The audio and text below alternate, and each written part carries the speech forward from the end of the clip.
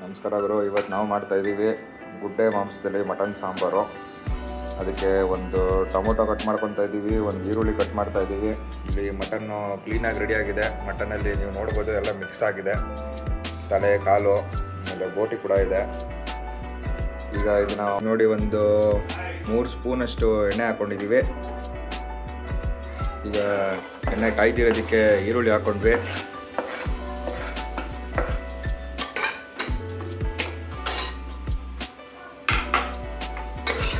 ಈರುಳ್ಳಿನ ಸ್ವಲ್ಪ ಫ್ರೈ ಮಾಡ್ಕೊತಾ ಇದ್ದೀವಿ ಲೈಟಾಗೆ.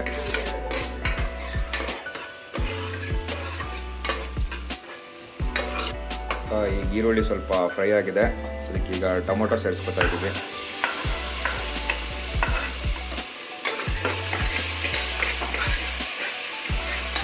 ಟೊಮೊಟೊ ಸೇರಿಸಿ ಎರಡೂ ಸ್ವಲ್ಪ ಹುರ್ಕೋತಾ ಇದ್ದೀವಿ. ಈಗ ಲೈಟಾಗೆ ಫ್ರೈ ಆಗಿರೋ ಟೊಮೊಟೊ ಮತ್ತು ಈರುಳ್ಳಿಗೆ ತೊಳೆದಿಟ್ಕೊಂಡಿರೋದಂಥ ಮಟನ್ ಸೇರಿಸ್ತಾ ಇದ್ವಿ. ಸುಮಾರು 1.5 kg ಇದೆ.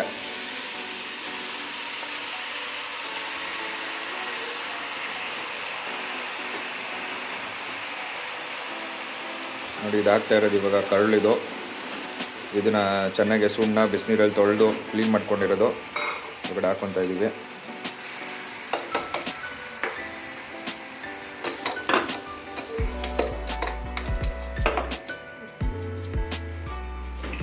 ಈಗ ಮಟನ್ ಹಾಕ್ಕೊಂಡ್ವಿ. ಈ ಮಟನ್ನ ಇವಾಗ ಚೆನ್ನಾಗೆ ಉಪ್ಪು ಹಾಕಿ ಉರಿಬೇಕು. ಇವಾಗ ಉಪ್ಪು ಎಷ್ಟು ಬೇಕೋ ಅಷ್ಟು ಉಪ್ಪು ಹಾಕೋತಾ ಇದ್ದೀವಿ. ಎಷ್ಟು ಉಪ್ಪು ಬೇಕೋ ಸಾಂಬಾರಿಗೆ ಅಷ್ಟು ಉಪ್ಪು ಇವಾಗಲೇ ಹಾಕೊಟ್ರೆ ಒಳ್ಳೆಯದು. ಮಟನ್ಗೆ ಚೆನ್ನಾಗಿ ಒಳ್ಳೆ ಉಪ್ಪು ಹಿಡಿತದೆ. ಈಗ ಸ್ವಲ್ಪ ಒಂದು 1/2 ಟೀ ಸ್ಪೂನಷ್ಟು ಅರಶಿನ ಪುಡಿ ಹಾಕ್ಕೊಂಡಿದ್ದೀವಿ. ಈಗ ಮಟನ್ನ ಸ್ವಲ್ಪ ತಿರುಗಿಸ್ತಿದ್ದೀವಿ. ಇದಕ್ಕೆ ತುಂಬ ಏನು ಎಣ್ಣೆ ಹಾಕಿಲ್ಲ, ಮಟನಲ್ಲೇ ಜಿಡ್ಡಿ ಇರೋದ್ರಿಂದ ಅದೇ ಎಣ್ಣೆ ಬಿಟ್ಕೊಳ್ಳುತ್ತೆ. ಉಪ್ಪು, ಅರಿಶಿನ, ಈರುಳ್ಳಿ, ಟೊಮೊಟೊ ಹಣ್ಣು ಇಷ್ಟು ಬಿಟ್ಟರೆ ಬೇರೆ ಏನೂ ಹಾಕಿಲ್ಲ. ನಾವು ನಾಟಿ ಸ್ಟೈಲಲ್ಲಿ ಮಾಡ್ತಾ ಇರೋದು. ಹಳ್ಳಿಗಳ ಕಡೆ ಹೆಂಗೆ ಮಾಡ್ತಾರೋ ಹಂಗೆ. ಬೆಂಗಳೂರವ್ರನ್ನ ಬಿಟ್ಟರೆ ಸೋಂಪು ಕಾಳಾಕು ಸಾಸಿವೆ ಜೀರಿಗೆನೂ ಹಾಕ್ಬಿಡ್ತಾರೆ, ಆರೋಗ್ಯಕ್ಕೆ ಒಳ್ಳೆಯದು ಅಂತ. ಹಂಗೆಲ್ಲ ಏನೂ ಮಾಡ್ತಾಯಿಲ್ಲ. ಹಳ್ಳಿ ಸ್ಟೈಲಲ್ಲಿ ಯಾವ ಥರ ಮಾಡ್ತಾರೋ ಆ ಥರ ಮಾಡ್ತಾಯಿದ್ದೀವಿ. ಕುಕ್ಕರ್ ಸ್ವಲ್ಪ ಚಿಕ್ಕದಿರೋದ್ರಿಂದ ಈ ಪಾಟಿ ಕಷ್ಟಪಟ್ಕೊಂಡು ತಿರುಗಿಸ್ತವ್ರೆ. ಇಲ್ಲಾಂದರೆ ನೀವು ಸೌತ್ ತಗೊಂಡು ಆರಾಮಾಗಿ ತಿರುಗಿಸ್ಬೋದು. ಮಟನ್ ಇವಾಗ ನೋಡಿ, ಮಟನ್ನ ಉರಿಯೋಕೆ ಹಾಕೊಂಡಿದ್ದೀವಲ್ಲ, ಈ ಮಟನ್ನು ನೀರು ಬಿಡುತ್ತೆ. ಇದು ಉರಿಬೇಕಾದ್ರೆ ಆ ನೀರು ಬಿಟ್ಕೊಂಡಿರೋ ನೀರು ಫುಲ್ಲು ಸುಂಡೋವರೆಗೂ ಹುರ್ಕೋಬೇಕು, ಇಲ್ಲಾಂದರೆ ಟೇಸ್ಟ್ ಚೆನ್ನಾಗಿ ಬರೋಲ್ಲ. ಚೆನ್ನಾಗಿ ಈ ಥರ ಉಪ್ಪಲ್ಲಿ ಹುರ್ಕೊಳ್ಳೋದ್ರಿಂದ ಒಂದು ಒಳ್ಳೆ ಟೇಸ್ಟ್ ಇರುತ್ತೆ. ನೀರು ಸುಂಡೋವರೆಗೂ ಉರಿಬೇಕು. ಲಾಸ್ಟ್ ನಿಮಗೆ ತೋರಿಸ್ತೀನಿ ನೆಕ್ಸ್ಟು. ಸುಮಾರು ಒಂದು 20 ನಿಮಿಷವರೆಗೂ ಬೆಂದಿರ್ಬೋದೇನೋ.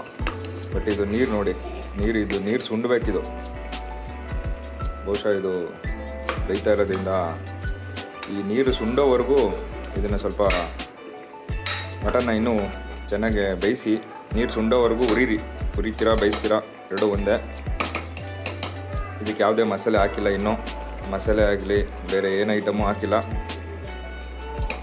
ಉರಿತಾ ಇದೆ, ಘಮ ಅಂತ ಸ್ಮೆಲ್ ಬರ್ತಾ ಇದೆ. ಇದನ್ನು ಬೇಯ್ತಾನೆ ಇರಲಿ. ಇದಕ್ಕೆ ಬೇಕಾಗಿರೋಂಥ ಮಸಾಲೆ ಐಟಮ್ಗಳನ್ನೆಲ್ಲ ರೆಡಿ ಮಾಡ್ಕೊಳ್ಳೋಣ. ಅದು ಹೆಂಗೆ ಅಂತ ನಾನು ತೋರಿಸ್ತೀನಿ ಬನ್ನಿ. ಈಗ ಮಸಾಲೆ ರುಬ್ಕೊಳ್ಳೋಕೆ ಬೇಕಾಗಿರೋ ಐಟಮು ಕಾಯಿ, ಬೆಳ್ಳುಳ್ಳಿ, ಒಂದು ದಪ್ಪು ಬೆಳ್ಳುಳ್ಳಿ ಬಿಡಿಸಿಟ್ಕೊಂಡಿದ್ದೀವಿ, ಸ್ವಲ್ಪ ಶುಂಠಿ, ಚಕ್ಕೆ, ಚೂರು ಚಕ್ಕೆ, ಒಂದು 5-6 ಲವಂಗ, ಆಮೇಲೆ ಕಡಲೆ ಹಾಕ್ಕೊಂಡಿದ್ದೀವಿ ಸ್ವಲ್ಪ, ಒಂದು ಚಿಟಿಕೆ, ಒಂದು 1/4 ಸ್ಪೂನಷ್ಟು ಗಸಗಸೆ ಇದೆ. ಆಮೇಲೆ ಖಾರಕ್ಕೆ ಪೆಪ್ಪರ್ ಹಾಕ್ತಾಯಿದ್ದೀವಿ. ನಿಮ್ಗೆ ಯಾರಿಗಾದ್ರು ಸಾಂಬಾರು ಖಾರ ಬೇಕು ಅಂತಂದರೆ ಪೆಪ್ಪರ್ ಜಾಸ್ತಿ ಹಾಕೋಬೋದು. ಸದ್ಯಕ್ಕೆ ಒಂದಿಷ್ಟು ಪೆಪ್ಪರ್ ತೊಗೊಂಡಿದ್ದೀವಿ.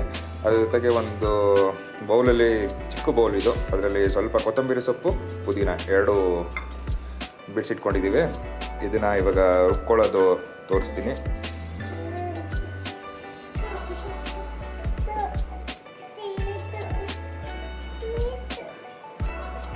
ಕಾಯಿ ಹಾಕ್ಕೊಂಡ್ವಿ,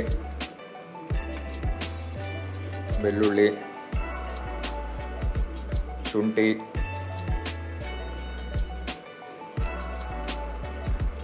ಚಕ್ಕೆ, ಲವಂಗ, ಸ್ವಲ್ಪ ಗಸಗಸೆ, ಕಡಲೆ, ಮೆಣಸು ಎಲ್ಲ ಒಂದು ಮಿಕ್ಸಿ ಜಾರ್ಗೆ ಹಾಕ್ಕೊಂಡ್ವಿ.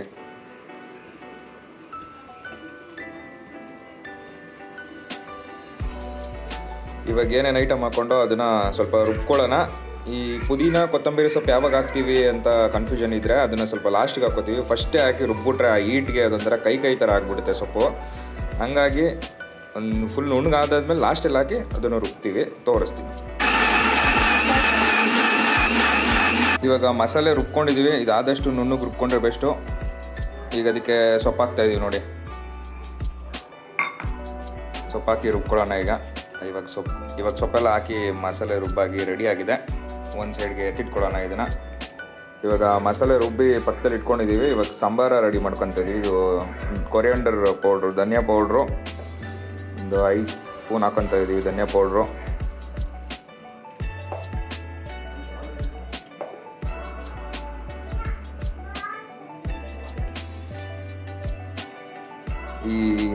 ಈ ಧನಿಯಾ ಪೌಡ್ರಿಗೆ, ಈ ಕೊರಿಯಾಂಡರ್ ಪೌಡ್ರಿಗೆ ಇವಾಗ ಚಿಲ್ಲಿ ಪೌಡ್ರ್ ಹಾಕ್ತಾಯಿದ್ದೀವಿ, ಮೆಣಸಿನ್ಕಾಯಿ ಪೌಡ್ರ್ ಹಾಕ್ತಾಯಿದ್ದೀವಿ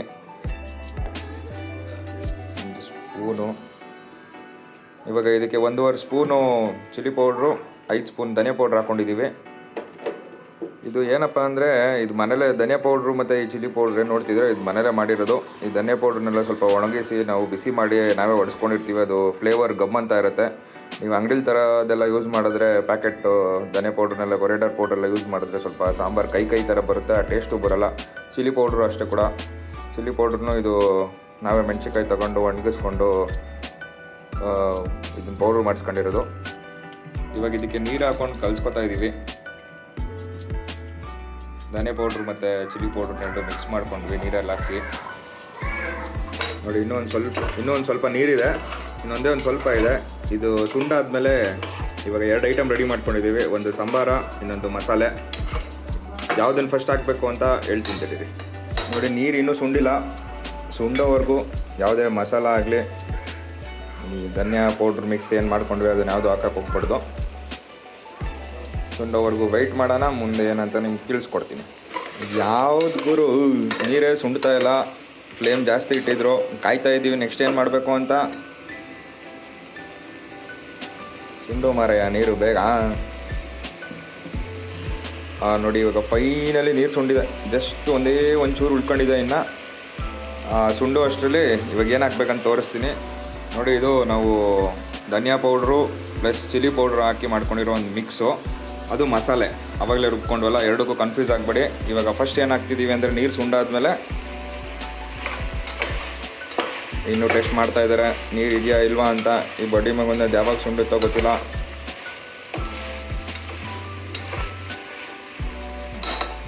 ಈಗ ನೀರು ಸುಂಡಾಗಿದೆ. ಈಗೇನು ಅವ್ರು ಮಿಕ್ಸರ್ ಮಾಡ್ಕೊಂಡಿದ್ದಾರೆ ಧನಿಯಾ ಪೌಡ್ರು ಮತ್ತು ಚಿಲ್ಲಿ ಪೌಡ್ರನ್ನ ಕಲಿಸ್ಕೊಂಡಿರೋದು ಸಾಂಬಾರ್ಗೆ ಹಾಕ್ಕೊತೀವಿ.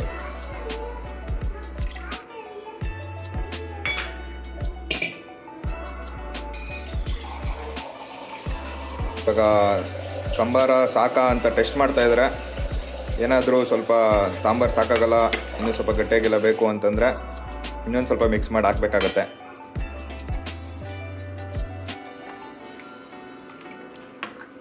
ಸ್ವಲ್ಪ ನೀರು ಮಿಕ್ಸ್ ಮಾಡ್ಕೊಂಡ್ವಿ, ಯಾಕಂದರೆ ಅದು ಕುದೀತನೋ ಅಥವಾ ಕೂಗಿಸ್ಬೇಕಂದ್ರೆ ಸ್ವಲ್ಪ ಗಟ್ಟಿ ಆಗೇ ಆಗುತ್ತೆ. ನೋಡಿ ಅದುವಾಗೆ ನೀರು ಮಿಕ್ಸ್ ಮಾಡಿಕೊಂಡ್ರೆ ಚೆನ್ನಾಗಿರುತ್ತೆ ಸಾಂಬಾರು. ಯಾರಾದರೂ ಗ್ಯಾಸ್ ವೇಸ್ಟ್ ಆಗದೆ ಹಂಗೆ ಬೇಯಿಸ್ತೀನಿ, ನಾನು ಕೂಗಿಸ್ಕೊಳ್ಳೋಕೆ ಇಷ್ಟ ಇಲ್ಲ ಅನ್ನೋರು ಯಾಕಂದರೆ ಹಂಗೆ ಓಪನಾಗೆ ಇಟ್ಟು ಬೇಯಿಸ್ಕೊಬೋದು.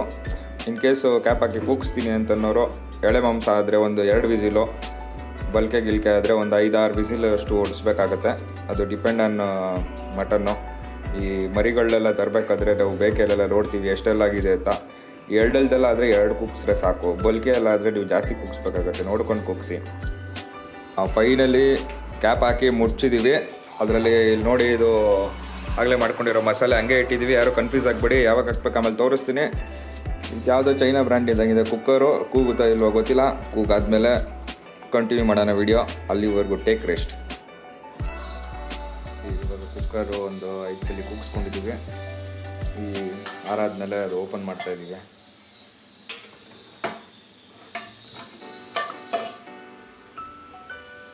ಬೇಕಂದರೆ ಒಂದ್ಸಲಿ ಬೆಂದಿದೆಯಾ ಇಲ್ಲ ಅನ್ನೋದು ನೋಡ್ಕೊಳ್ಳಿ. ಬೆಂದಿಲ್ಲ ಅಂತಂದರೆ ಮತ್ತೆ ಬೇಯಿಸ್ಕೊಬೋದು. ಮಸಾಲೆ ಹಾಕಿದ್ಮೇಲೆ ಬೇಯೋದು ಸ್ವಲ್ಪ ಕಷ್ಟ. ಕೆಲವರು ಇದನ್ನೇ ಯೂಸ್ ಮಾಡ್ತಾರೆ, ಕುಡಿಯೋಕ್ಕೂ ಯೂಸ್ ಮಾಡ್ಬೋದು. ಇವಾಗ ಮಟನ್ ಬೆಂದಿದೆ, ಕೆಲವರು ಸೂಪ್ ಥರ ಇದನ್ನ ಕುಡಿತಾರೆ, ಚೆನ್ನಾಗಿರುತ್ತೆ. ಬೇಕಂದರೆ ಮಸಾಲೆ ಹಾಕೋಕ್ಕೆ ಮುಂಚೆ ಬೇಕಂದರೆ ಸೂಪ್ ಥರ ಕುಡಿಯೋಕ್ಕೂ ಯೂಸ್ ಮಾಡ್ಬೋದು. ಮಟನ್ ಬೆಂದಿರೋದಕ್ಕೆ ಈಗ ನಾವು ರುಬ್ಕೊಂಡಿರೋ ಒಂದು ಮಸಾಲೆ ಇತ್ತಲ್ಲ ಪೆಂಡಿಂಗು, ಆ ಮಸಾಲೆನ ಆ್ಯಡ್ ಮಾಡ್ಕೊತಾ ಇದ್ದೀವಿ.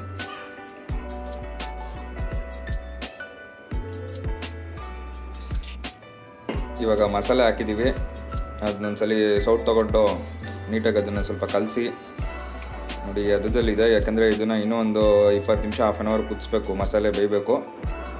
ಒಂದ್ಸಲಿ ಮಸಾಲೆ ಬೆಂದಾದ್ಮೇಲೆ ಇದು ರೆಡಿ ಟು ಈಟ್. ನಾವು ಹಳ್ಳಿ ಕಡೆ ಸಾಂಬಾರು ಮಾಡೋದು ಹೆಂಗೆ ಅಂತ ಕೆಲವರೆಲ್ಲ ಹುಡ್ಕಾಡ್ತಿರಲ್ಲ, ಹಳ್ಳಿ ಕಡೆ ಮಾಡೋದು ಯಾವ ರೀತಿ ಮಾಡ್ತಾರೋ ಸೇಮ್ ಅದೇ ಥರ ನಿಮಗೆ ತೋರಿಸಿದ್ದೀನಿ. ಮನೇಲಿ ಟ್ರೈ ಮಾಡಿ, ಚೆನ್ನಾಗಿತ್ತು ಅಂದರೆ ಕಮೆಂಟ್ ಮಾಡಿ, ಇಲ್ಲ ಅಂದರೆ ಒಂದು ಡಿಸ್ಲೈಕ್ ಕೊಟ್ಬಿಡಿ.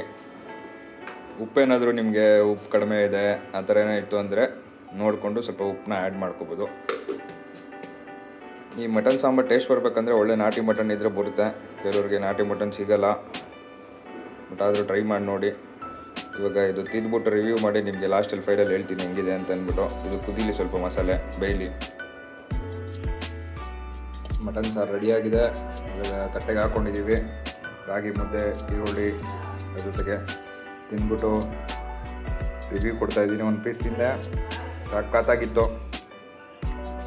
ನೀವು ಮಾಡಿ ಟ್ರೈ ಮಾಡಿ, ರಾಗಿ ಮುದ್ದೆ ತಿಂದ್ಬಿಟ್ಟು ಕಮೆಂಟ್ ಮಾಡಿ.